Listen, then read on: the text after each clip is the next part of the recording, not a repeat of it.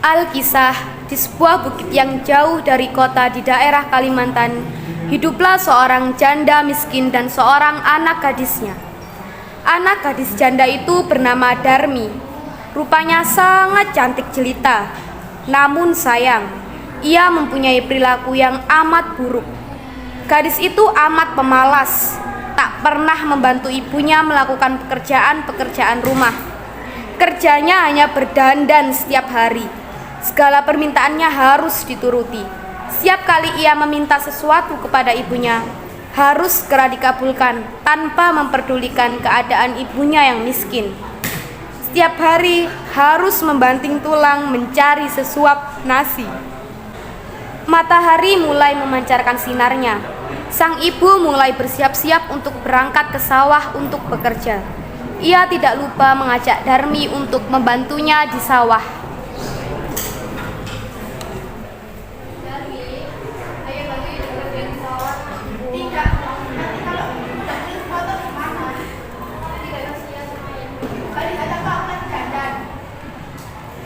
Akhirnya sang ibu pergi ke sawah sendirian.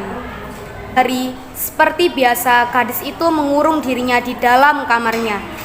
Ia tak mau matahari merusak kulitnya. Ia enggan debu-debu mengotori wajahnya.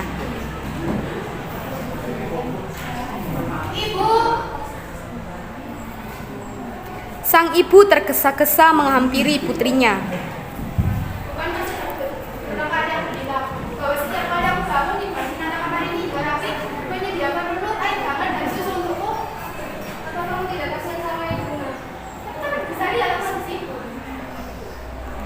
Sang ibu hanya bisa mengelus dada, hatinya gelisah.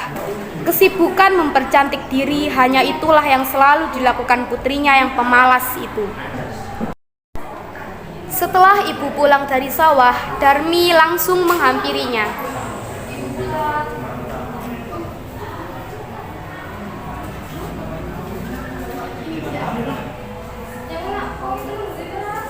Tapi Bu, bedak Darmi habis. Darmi harus beli yang baru. Meskipun marah, sang ibu tetap memberikan uang itu kepada Darmi.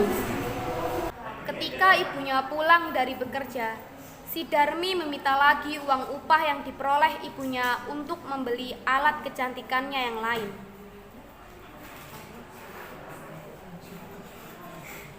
Keadaan itu terjadi setiap hari. Suatu hari, sang ibu mencoba untuk membujuk anaknya agar mulai mengubah tabiat buruknya.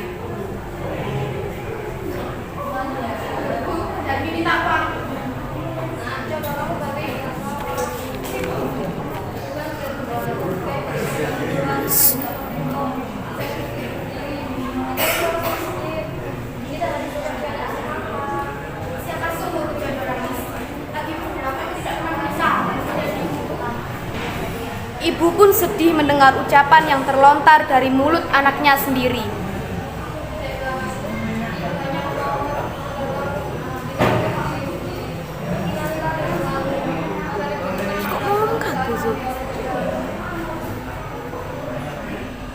Hari berganti hari. Akhirnya sang anak mau menuruti kehendak ibunya. Ia tidak keberatan untuk kemanapun bersama sang ibu. Tapi anak ini mengajukan sebuah syarat. Ibu, Darmi mau ke pasar denganmu, tapi dengan satu syarat. Kamu tidak boleh berjalan di depan komplek, kan berjalan di belakang. Enggak, sekali-kalian. Sebagai seorang ibu, tentulah hatinya teriris mendengar itu. Namun sang ibu pun menyetujuinya. Hari berganti hari. Akhirnya sang anak mau menuruti kehendak ibunya. Ia tidak keberatan untuk kemanapun bersama sang ibu. Tapi anaknya ini mengajukan sebuah syarat. Ibu, Darmi mau diajak kamu ke pasar, tapi dengan satu syarat. Kamu tidak boleh berjalan di depan kumpulan dan berjalan di belakang. Sebagai sang ibu, tentulah hatinya teriris mendengar itu. Namun sang ibu pun menyetujuinya. Hingga pada suatu hari, Anak gadis itu diajak ibunya turun ke desa untuk berbelanja di pasar yang letaknya sangat jauh dari tempat tinggal mereka. Anak gadis itu berjalan melenggang dengan memakai pakaian yang bagus dan bersolek agar orang di jalan yang melihatnya akan mengagumi kecantikannya. Ketika mereka mulai memasuki desa, orang-orang desa memandangi mereka. Mereka begitu terpesona melihat kecantikan anak gadis itu, terutama para pemuda desa yang tak puas-puasnya memandang wajah gadis itu. Namun ketika melihat orang yang berjalan di belakang gadis itu, sungguh kontras keadaannya. Hal itu membuat orang bertanya-tanya.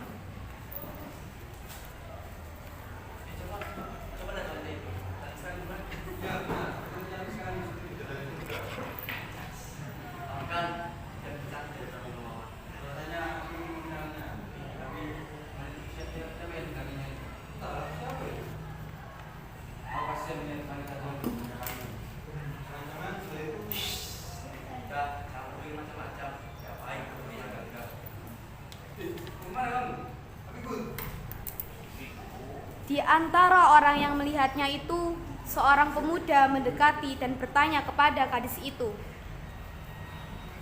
Siapa yang di belakangmu? Pakai itu. Bukan, dia itu pembantu. Yakin? Dia bukan itu. Iya, bukan, dia itu cuma pembantu. Jangan gitu.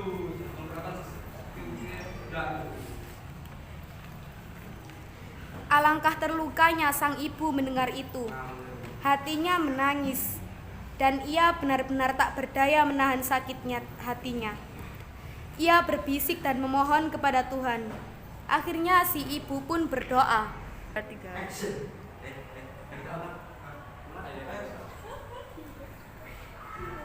Alangkah terlukanya sang ibu mendengar itu. Hatinya menangis, dan ia benar-benar tak berdaya menahan sakit hatinya. Ia berbisik dan memohon kepada Tuhan.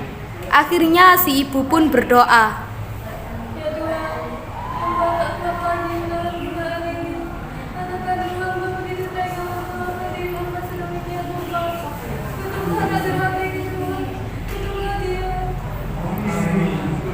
Atas kekuasaan Tuhan yang Maha Esa, perlahan-lahan tubuh gadis durhaka itu berubah menjadi batu. Perubahan dimulai dari kaki. Ketika perubahan itu telah mencapai setengah badan, anak gadis itu menangis memohon ampun kepada ibunya. Ibu, ampuni Darmi, Ibu. Maafkan Darmi selama ini, Ibu. Maafkan Ibu. Anak gadis itu terus meratap dan menangis memohon kepada ibunya. Akan tetapi semuanya telah terlambat. Seluruh tubuh gadis itu akhirnya berubah menjadi batu. Sekalipun menjadi batu, namun orang dapat melihat bahwa kedua matanya masih menitikkan air mata seperti sedang menangis. Oleh karena itu, batu yang berasal dari gadis yang mendapat kutukan ibunya itu disebut batu menangis. Ya.